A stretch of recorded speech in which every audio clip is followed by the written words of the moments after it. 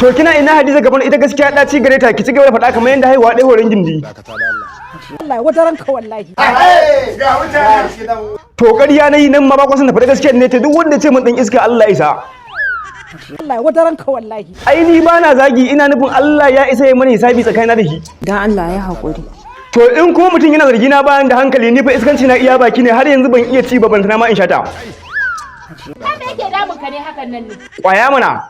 Ka gare na mutane hankali mana. Kai TikTok ina zaka da mu ne ba kashe wannan wuta ba ka kunno wannan to bari an baggaye so da zo aikin gandu.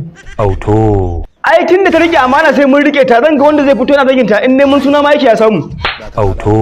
Kai dan Allah jama'a mai aibin wannan magana saboda shine bakin magana ya fito yana zagin ta.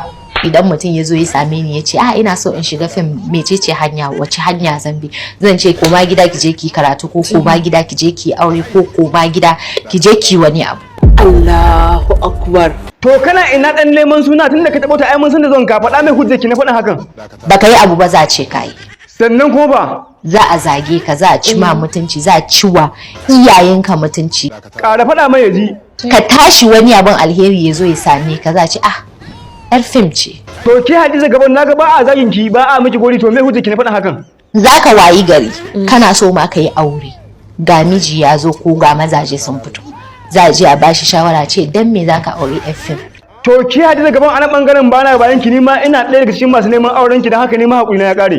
Duk wanda kuka ji an ce haƙurinsa ya ƙare so dama bai yi haƙurin ba. Wa ya faɗa miki ban hakuri ba ni a yanzu ba wanda zai hana na auren ki.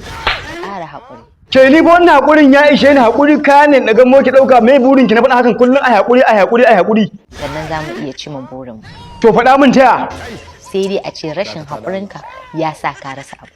To ni dai hakurin da na ya sa na rasa.